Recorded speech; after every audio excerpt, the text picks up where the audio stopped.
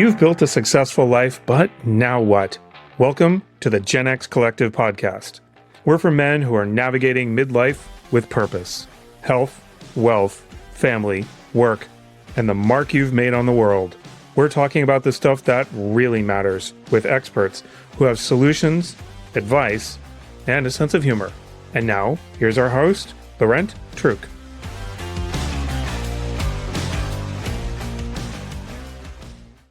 Welcome to the Gen X Collective podcast. My name is Laurent Truc, and I am your host. Today, we're going cross-border, literally and figuratively, to talk about a rapidly growing movement that's catching the attention of Gen X men everywhere: medical tourism. Our guest today is a true pioneer in the space, Elizabeth Ziemba. Elizabeth is the founder and president of Medical Tourism Training, and she spent over 2 decades in the intersection of healthcare, international travel, and global patient safety. She's worked in more than 40 countries advising hospitals, governments, and healthcare providers on how to deliver world-class care across borders. But she's not just a strategist, she's a fierce advocate for patient empowerment. Her mission is to ensure that people who seek care abroad aren't just chasing low prices, but making safe, informed, and ethical decisions. With deep experience in functional medicine, wellness tourism, and global accreditation standards, Elizabeth brings a level of insight that most people, even in healthcare, don't have. Elizabeth, welcome to the podcast. Thank you so much, Laurent. It's really a pleasure to be invited to talk with you and your group of colleagues and friends about really a misunderstood topic. So I'm looking forward to dispelling some of the myths and just wrong ideas about what medical travel is, what it can do, and how to really be a much better consumer. That's perfect. I'm really excited because I know, having lived in the US where prices have become completely insane on some standard medical procedures, and now living in Canada where now getting simple procedures is an extremely long waiting time, I think people naturally look for new options. And medical tourism, it's hard to open up social media and not hear something about it. So really looking forward to getting the real deal and understanding what's going on. Great. Can you share a little bit about your professional journey? Sure, I'd be happy to. So my journey into medical travel, medical tourism, is not a straight line by any stretch of the imagination. My first career was as an immigration lawyer. And most of my clients were hospitals and clinics in the United States. So I have a lot of experience working on the clinical side without being a clinician and understanding what some of the demands are in terms of human resources, cross-cultural issues at U.S. hospitals. I became disillusioned with what I saw happening with the U.S. immigration system back in 2000, and I decided that I would enroll myself at the Boston University School of Public Health and get a degree in international public health. I'm a big advocate for prevention, which is not really at the heart of the U.S. healthcare system or many healthcare systems. So my focus was on access. This is really something that's been incredibly important to me, that we need to improve access. That means making healthcare services more readily, physically accessible, that we can get to them, that they are accessible in terms of cost, and that they are accessible in terms of quality. Mm-hmm. And that led me on a journey of first working with organizations like the World Health Organization, the European Union, to look at access to medicines for neglected diseases.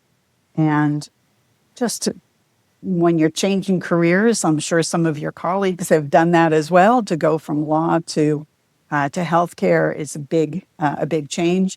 So I was taking consulting assignments related to healthcare, but not necessarily focused on access issues, and was in Costa Rica in, I think, 2006 or 2007, somewhere in there, and was working on a feasibility study for a healthcare community when I happened to meet the Minister of Economic Development in Costa Rica.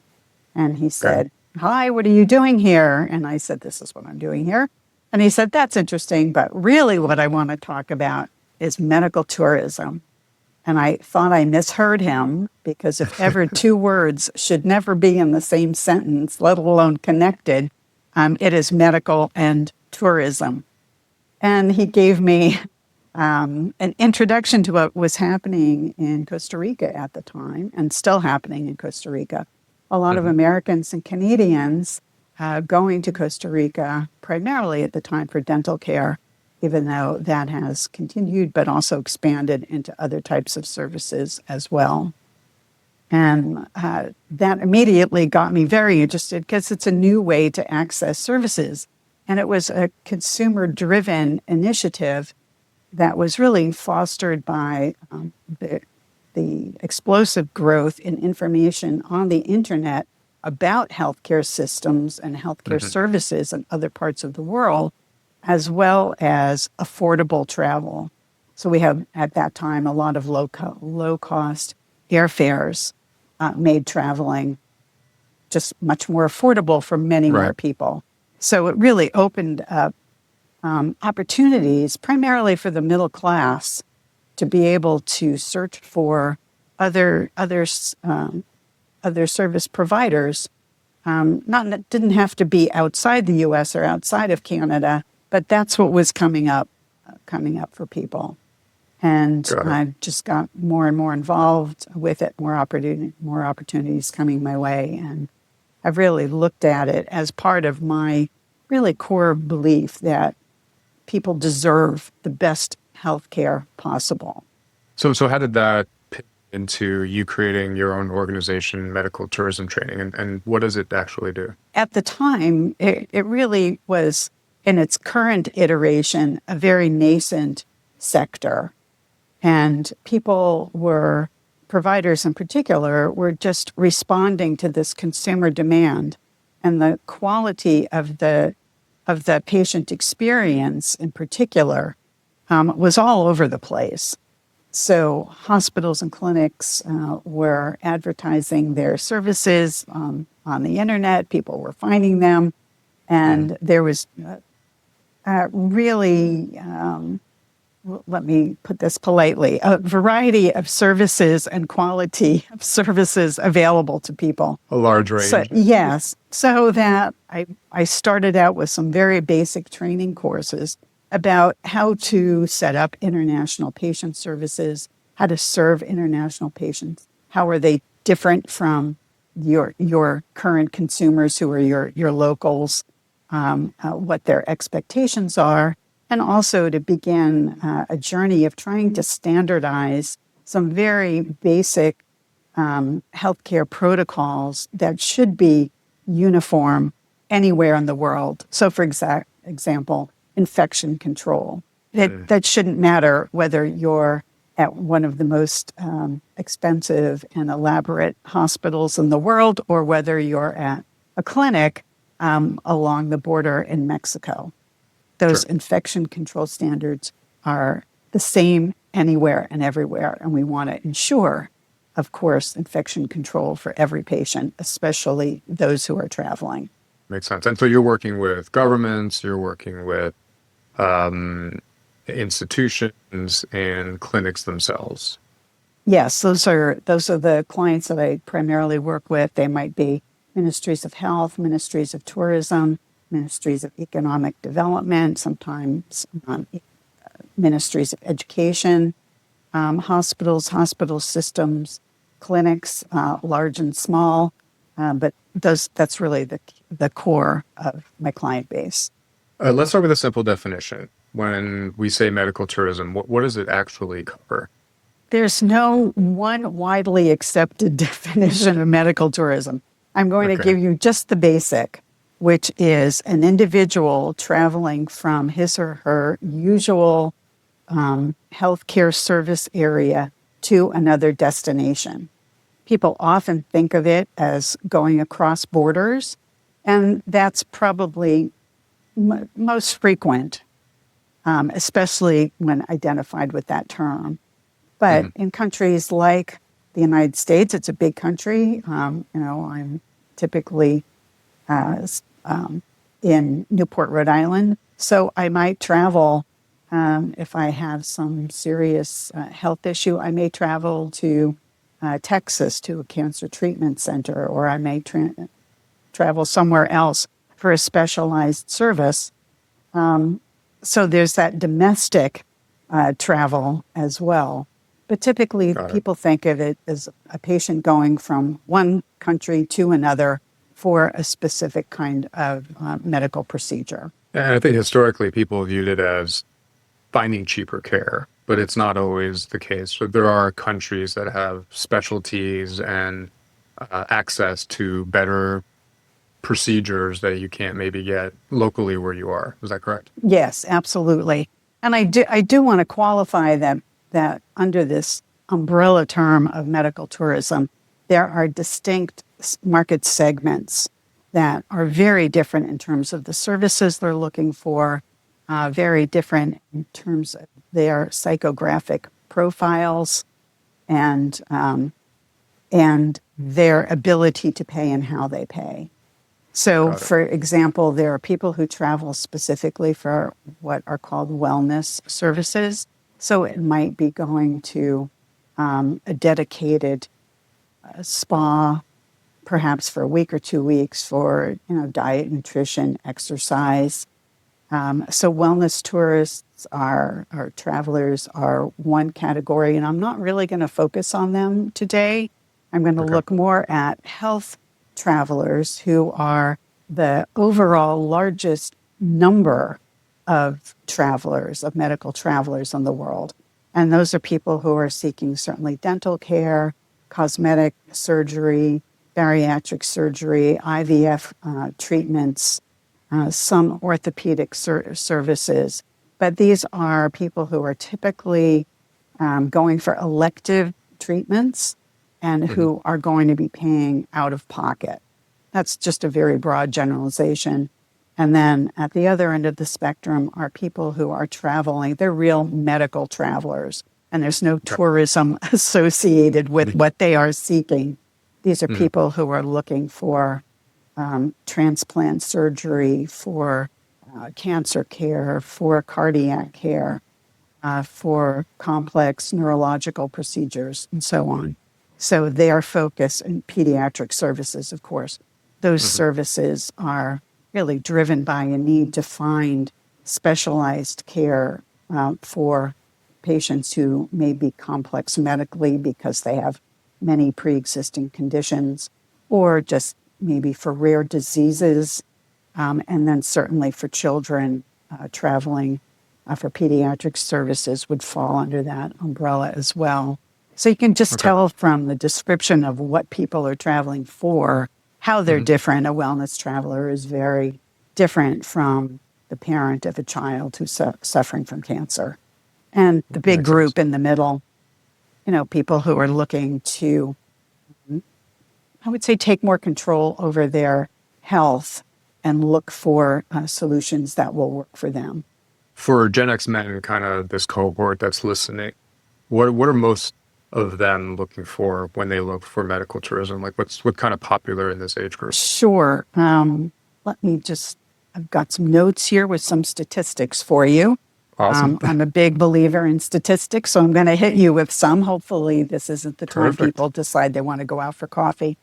So, I'm really focused on the Canadian and American market because I think that's your group. But this is happening all over the world. In just about every destination, there are people traveling for healthcare services of some sort. But in the US, so in 2024, I looked at men between the ages of 45 and 60 and their most common medical procedures. Number one, probably no surprise, joint replacement for hips and knees. Okay.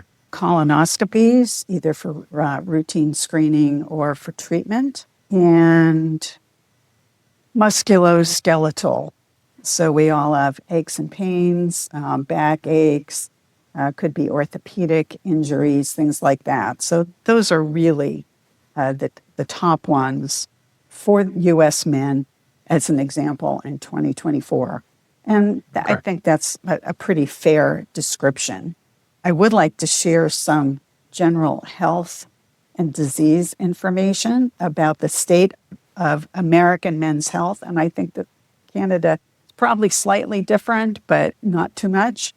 Not too much, no. So these are statistics from 2022.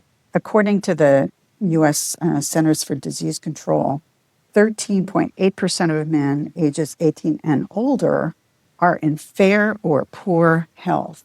That to me that's terrible. That's scary. Why should that be in a country that's investing so much in their health care? This one, according to Cleveland Clinic, 2022, 55% of men report not receiving regular health screenings. This means your annual checkup. It means your colonoscopy every 5 years, something that men really have control over this, and it should work its way up on the priority list. Of course, yeah. Everybody's Sounds busy, basic. but if you're not healthy, most men reported not being familiar with their family health history.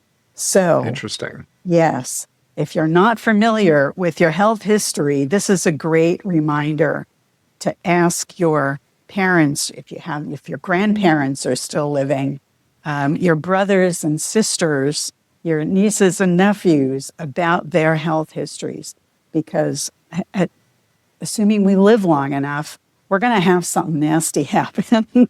Sure. And yeah. doctors are going to want to know all about your health history. And that, of course, relates to your family.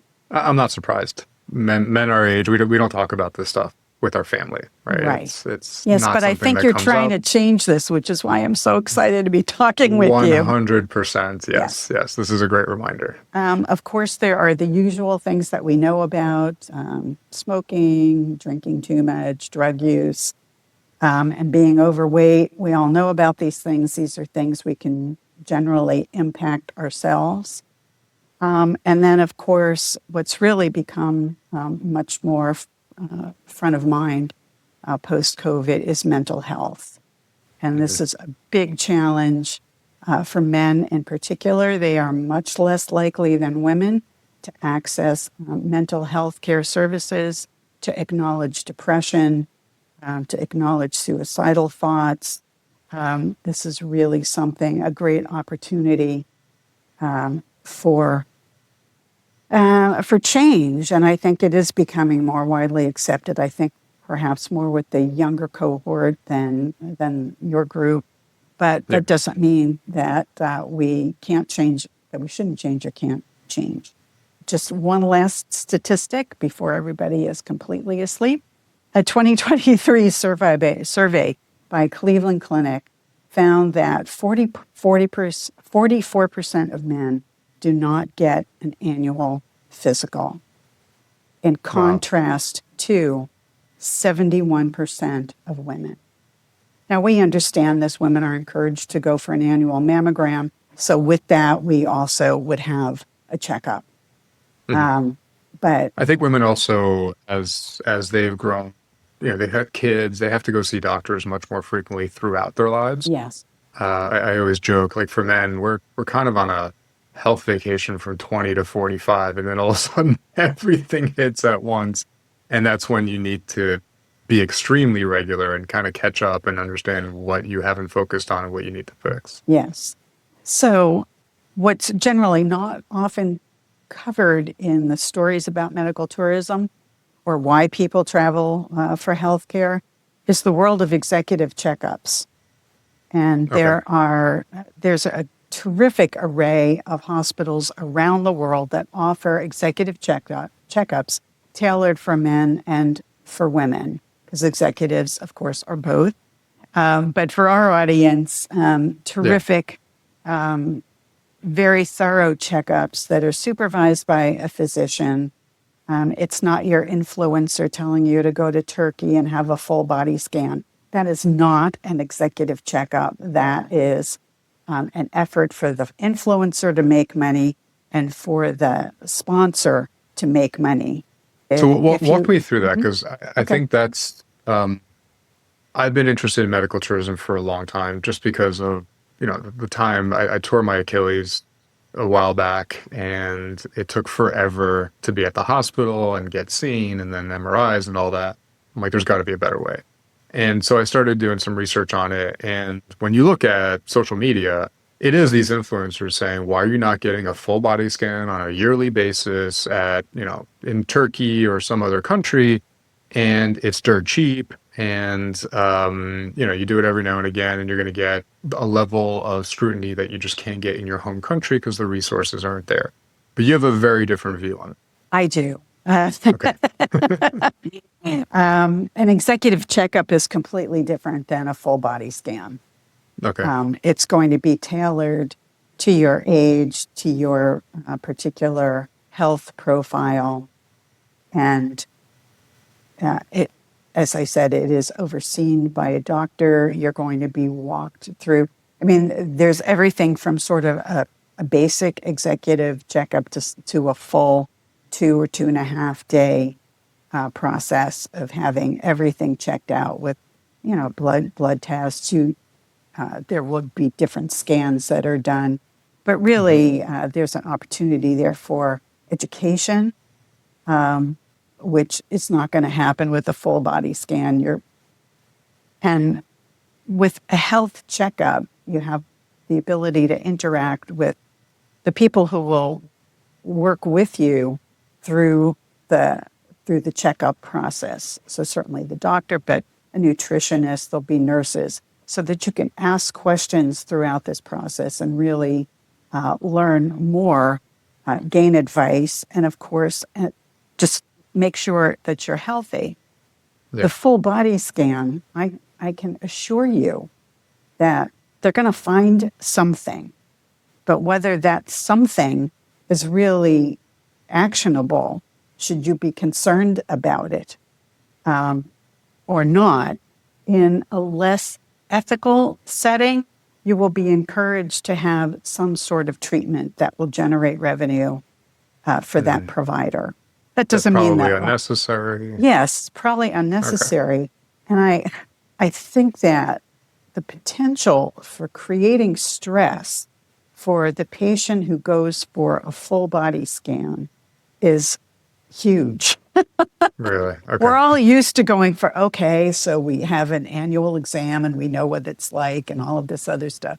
When you've got the body scan and then, you're looking at pictures of stuff and the doctor's going blah, blah, blah, blah, blah, and you're going, oh my God, how worried should I be about this? Sure. It's so stressful with really so low, it's very low on the reward side, in my opinion.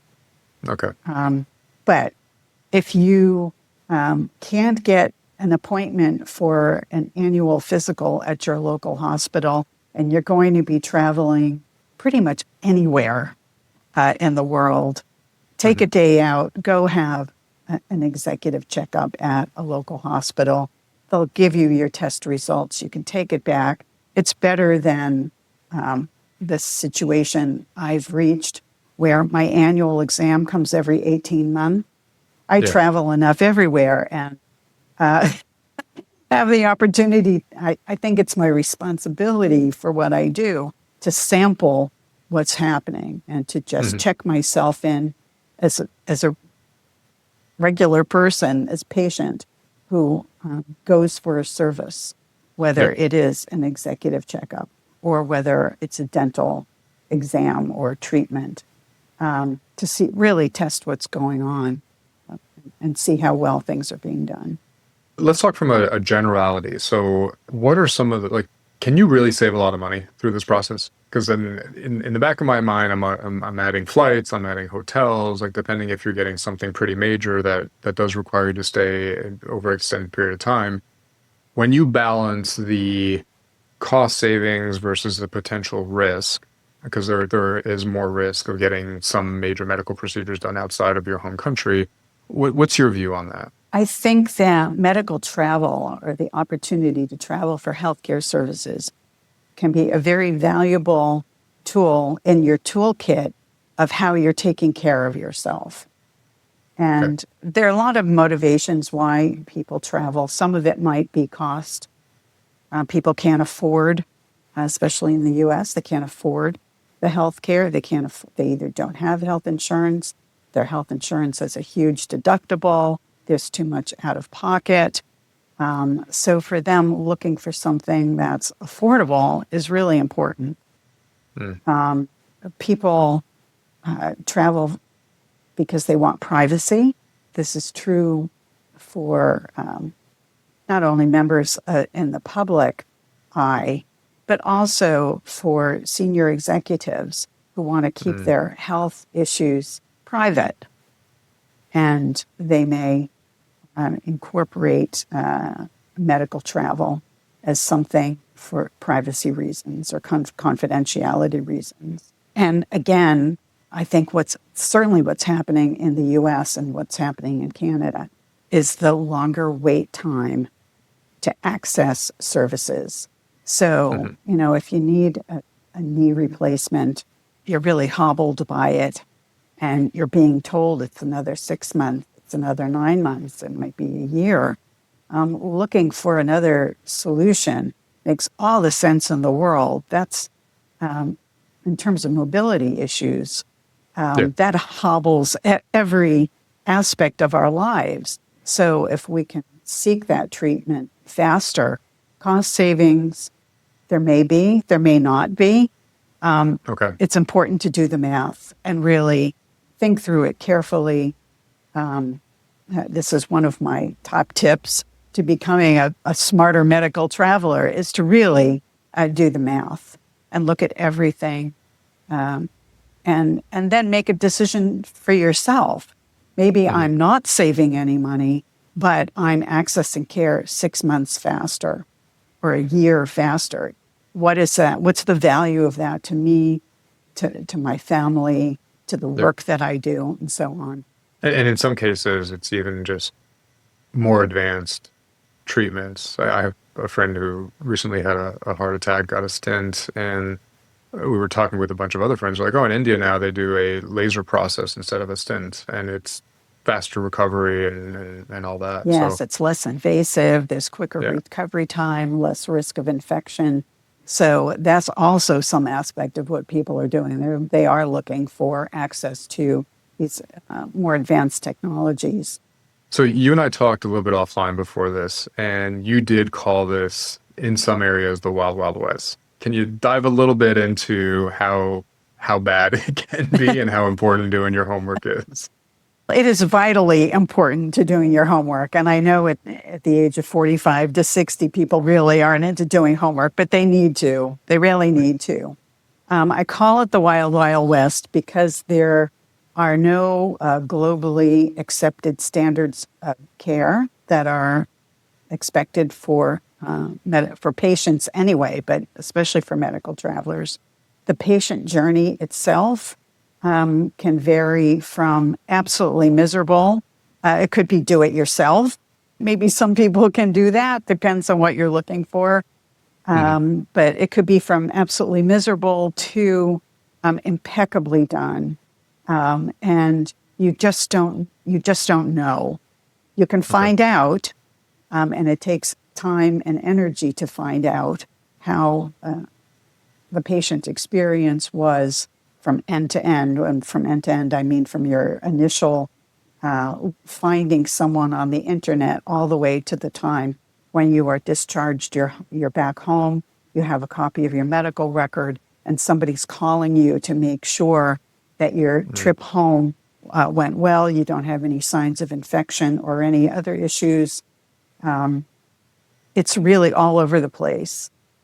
There is plenty of opportunity for quackery, I'll put it that way, Okay. Yeah. for people who are not licensed to be doing certain kinds of procedures, to be doing procedures. It happens in the US. Mhm. I was just reading a story about that recently. So it's not like it's just in other countries where people who are taking advantage of people who want certain services to be delivering them when they're not qualified to do that. There's the opportunity for what's politely called compound billing.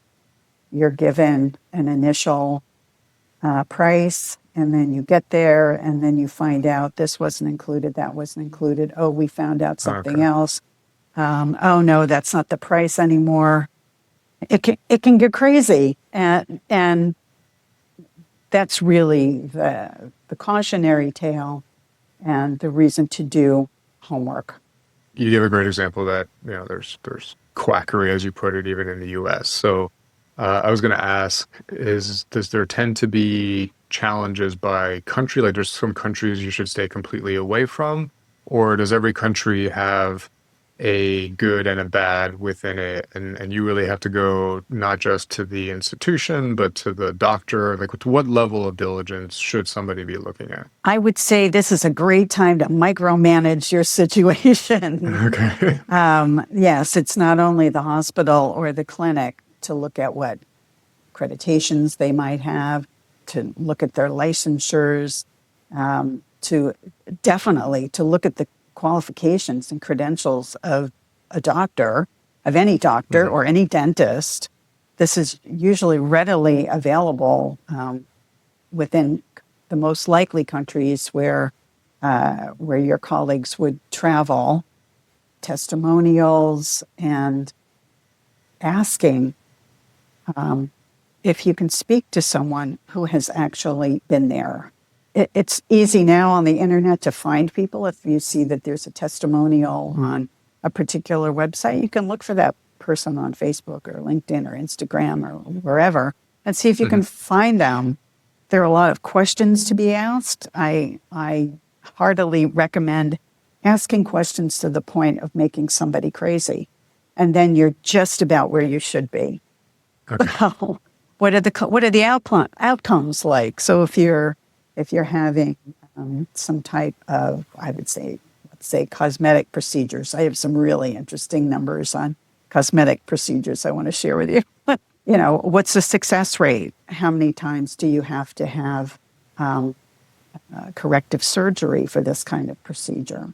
There's really a lot, far more than you and I can cover in an hour. So this may dovetail in some of the metrics that you have, but would love to understand a little bit, like what are some of the countries that are great destinations for procedures, and what are some of those procedures? Like, is there, you always hear about Turkey and hair transplant. I think they call it hair Turkey Airlines or whatever it's, but everybody that's going to Turkey is getting hair transplants. What are some of those kind of country procedure mixes that are not only popular but that have legitimacy behind them?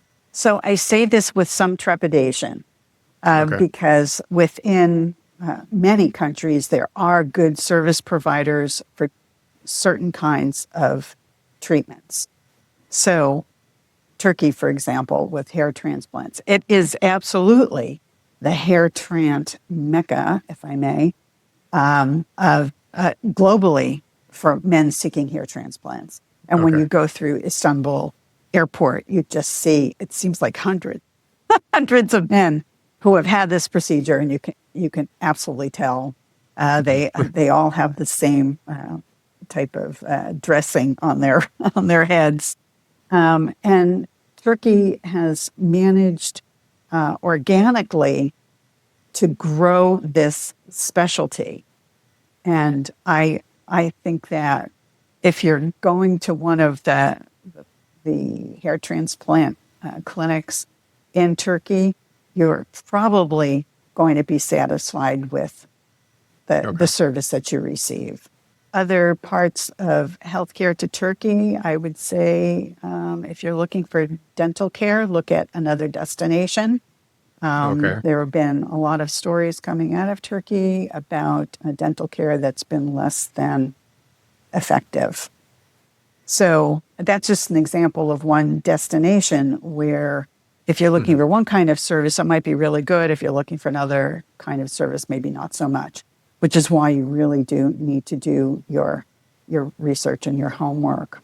And any other countries that come to mind? I know Mexico. I have a friend who got, actually two friends that got hair transplant surgeries there that said they were great. Um, I hear dental is also in Mexico. Is that fair? Yes, especially for Americans and Canadians, a lot of them do travel to Mexico and Costa Rica for dental care. Hmm. Typically, very well done, very affordable. You know, and part of doing the research when you have your initial contact with the clinic, you should be able to tell how professional they are, how willing they are to answer your questions, to talk about their services, to show you pictures, to introduce you to the dentists, have teleconsultations, and so on, to really build up the trust and confidence that's necessary uh, before you're going to get on a plane or train or Yep. bus to travel for healthcare services. And if anything seems too good to be true, or if anything seems, that doesn't seem quite right, but I'm not sure why, I'd say follow your instincts and Yeah. keep looking. There's an entire support community out there with these medical tourism facilitators. Good to have as a partner or kind of scammy? Like, what's your view on those? Um, Facilitators range from top notch to completely unqualified. Okay. So Still the Wild Wild West. they're not regulated. They are typically not licensed in most countries. They are in a couple of countries, but most countries no. If you, Laurent, want to set up your shop as a facilitator, go right ahead. You may not have any idea what you're doing, but you think it sounds like fun and interesting, and off you go. It really depends on the person who's looking for the service.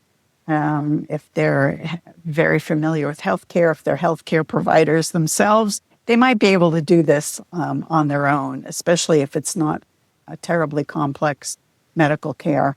Your average person would benefit either from working with a third party facilitator who is experienced and knowledgeable.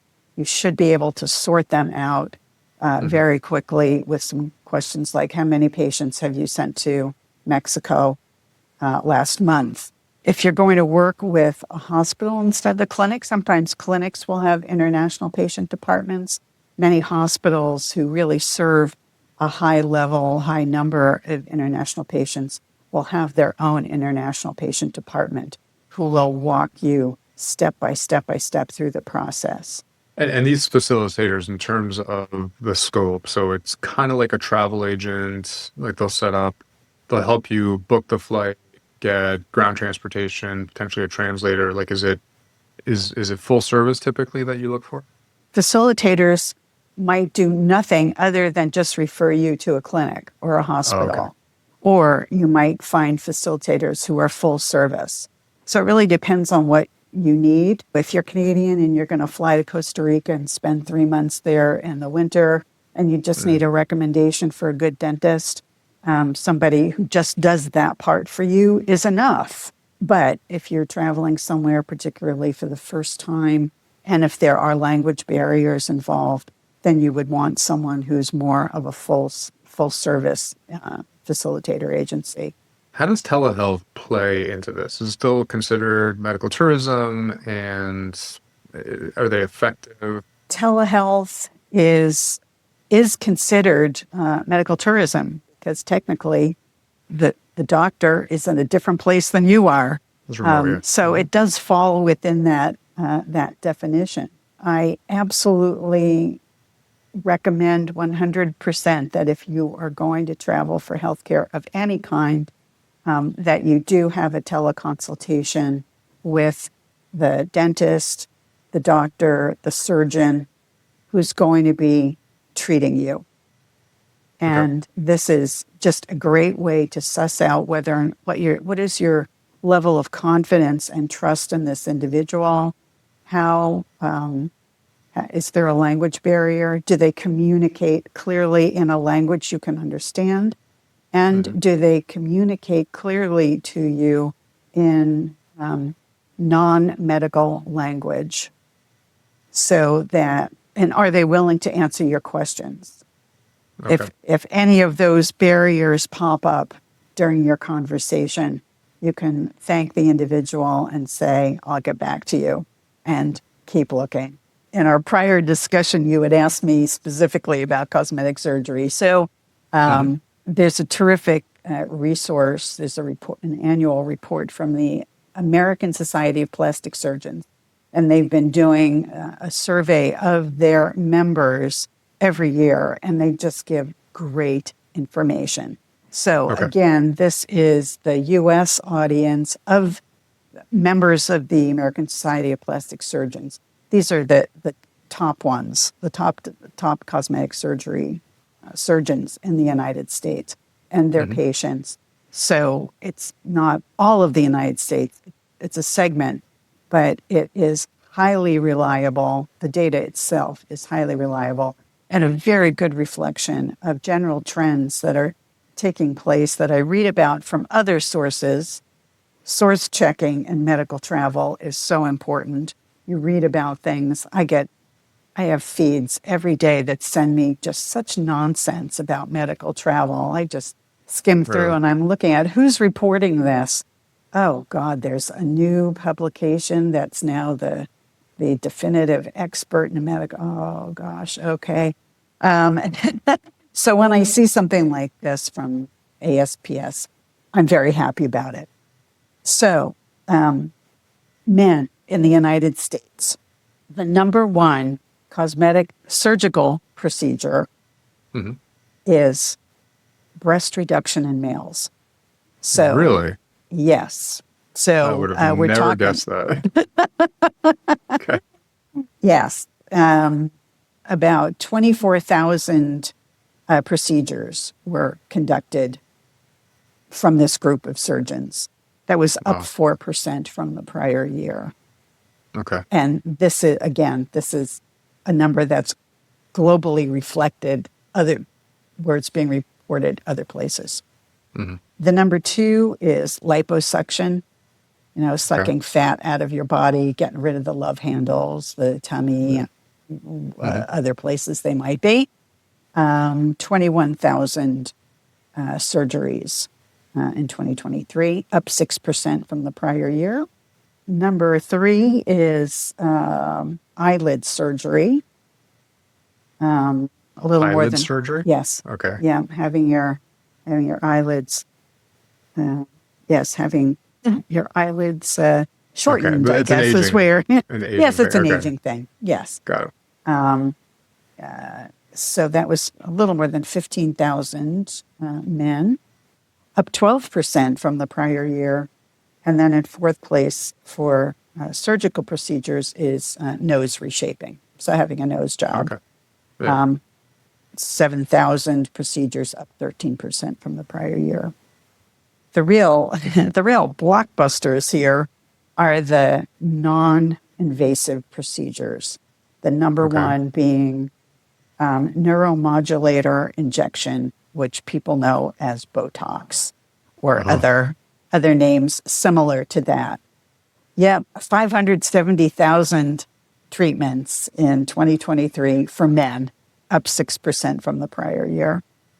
Wow. And then also in the minimally invasive procedures, skin treatments, including laser hair removal and laser tattoo removal. So 45 to 60, you've got saggy skin and your tattoos that looked great. At 20 and 30, are looking droopy. So that's almost 500,000 of those treatments for this group of men. So Good to hear that cosmetic surgery is fully, men have adopted it. It is no longer something just absolutely, for women. there is Okay. no stigma now attached for men. Yeah. We saw this right after COVID ended. And in the sector, it was called the Zoom boom for cosmetic surgery, because everybody's noticing as they're looking at each other, looking at themselves on the computer. Oh my God, that's frightening. Yeah. That's what I look like. Oh, I should take care of that or get that, this nip or that tuck. And men have fully engaged in this. They are the fastest growing segment of patients receiving treatments for cosmetic surgery. It makes Great. sense. So it's the same thing apparently in skincare as well. Like Yes. the men's sector in skincare is just going through the roof. Yes. Yep. All part of the Zoom Very boom. interesting. And Yeah, self-care, which I think is great. that's perfect. Um, what are some of the mistakes or kind of red flags that people should avoid? You kind of mentioned it throughout, but if we can summarize it, what are some of the things to be, buyer beware? So we've talked about a few of these things about facilitators and whether you should use one or not. Probably yes. Research, research, research. Really dive down into the minutia of Hmm. where's the hotel where you would be staying? Is the city state? And these days, in terms of political risk, we live in a polycrisis world. Yeah. So I am becoming more and more an expert in risk management and Mm. advising destinations how to manage some of these issues. This is absolutely something that people should be aware of. It may be safe to go to a particular destination, but if you're staying in the wrong part of town, Sure. so you just need to be careful about that. Yeah. I mentioned teleconsultations, um, costs, and we talked a little bit about Hmm. costs, but requesting a detailed estimate. And keep in mind that surgeons often bill separately from hospitals and clinics. So you should Okay. ask about that. You want to ask what is excluded. So are bandages included or excluded? Mm. Prescriptions, medications, if you need assistive devices like a wheelchair or crutches or Mm. anything else, is that included? And as you asked about, calculating the cost of travel, I highly, highly, highly recommend traveling with someone. Some people I Okay. know go by themselves. I think it's just waiting for something bad to happen. A colleague, a friend, a family member, your spouse should help with stress.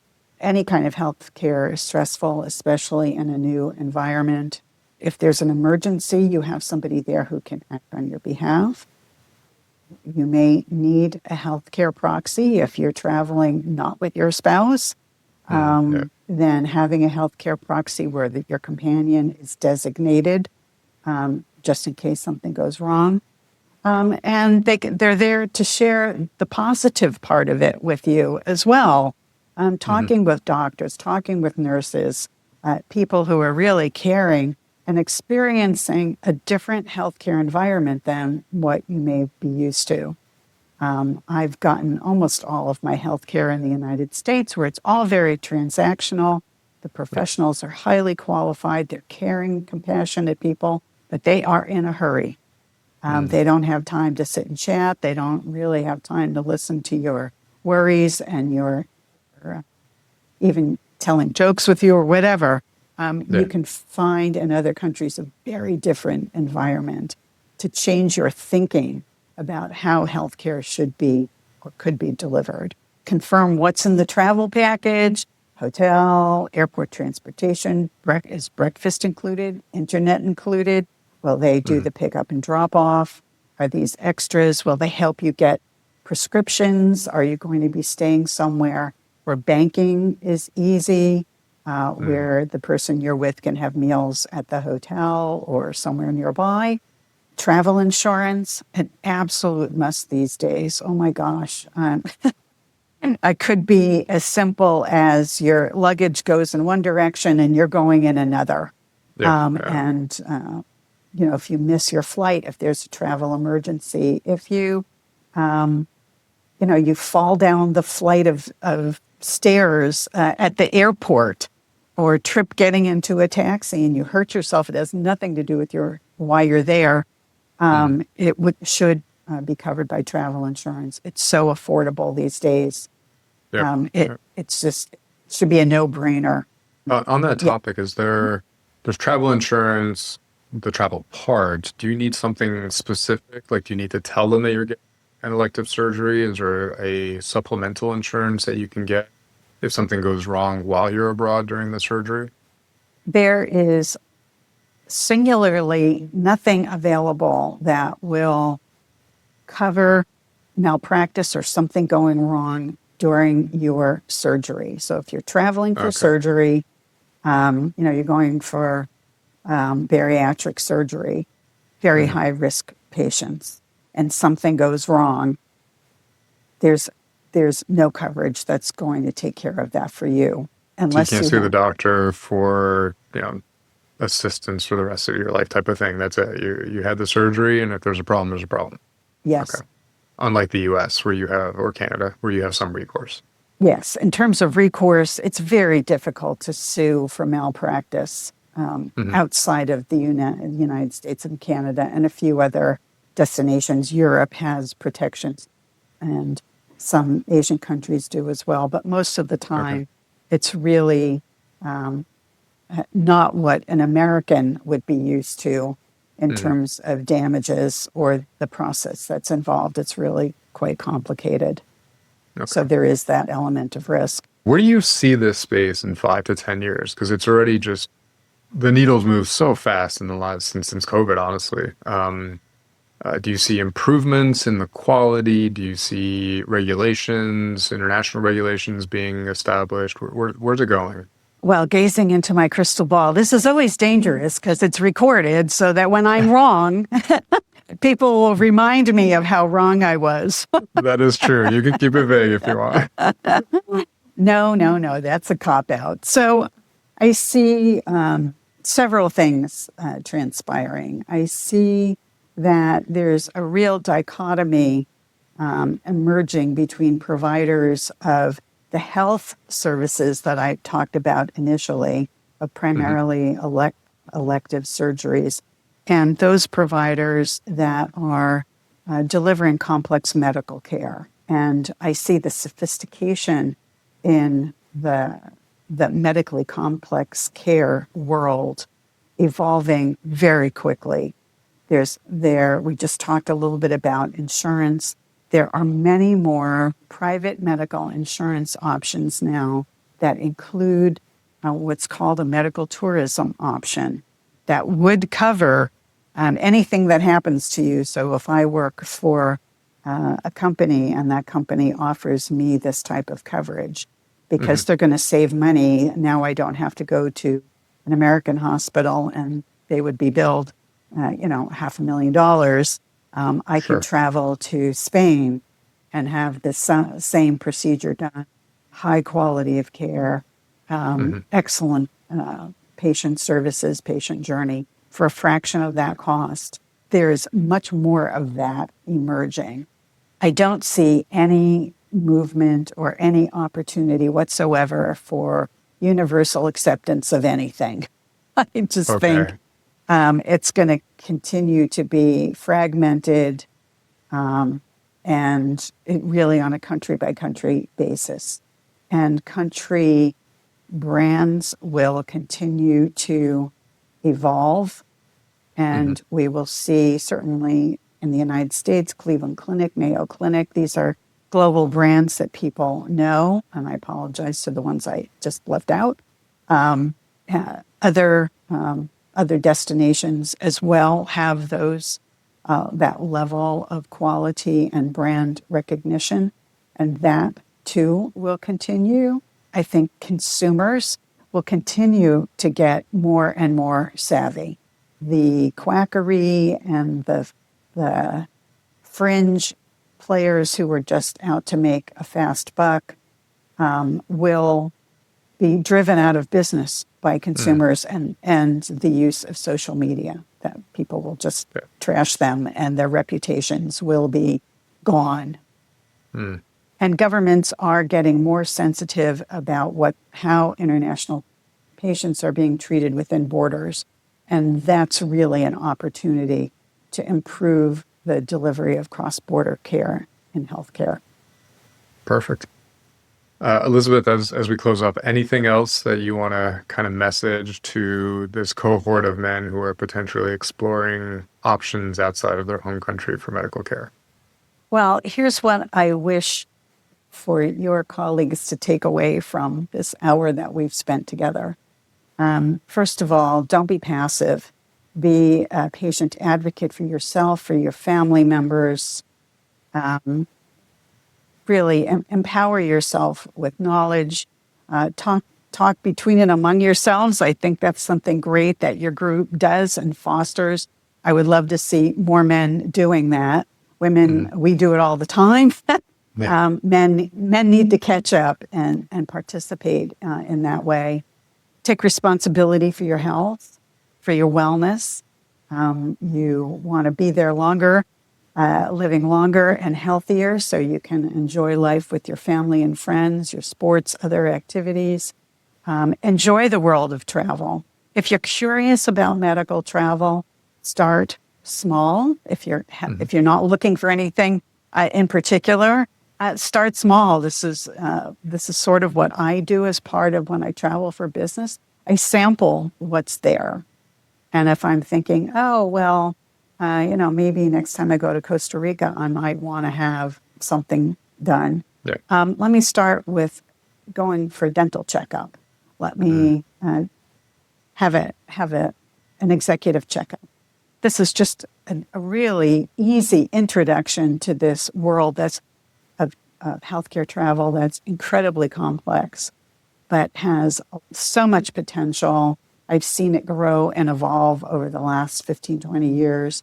It's continuing in a trajectory that will only accelerate. And it's a great way to improve access for healthcare. And there's the ability for more people to access better healthcare that's more affordable in a more timely fashion. Are there any resources you suggest that are kind of, stamp of approval by Elizabeth? I think that there's a lot of information out there. It depends on what you're looking for. Just be smart, really be thorough about your research. There are resources out there. There are facilitators. There are international patient departments. Check where the sources. I mean, I just quoted you from very reliable sources. They're hard to find, but they are out there. Elizabeth, I can't thank you enough for all this insight. Definitely something I personally want to dive into and better understand. So appreciate you spending the time with us. And if anybody wants more information, how do they get a hold of you? They can reach me. Gosh, they can just Google me or find me on LinkedIn, or the website is medicaltourismtraining.com. You can reach me that way. But yeah, social media, pretty easy to find. And my name's not so common that that people can't find me. Very true. Awesome. Thank you so much. Appreciate all the time.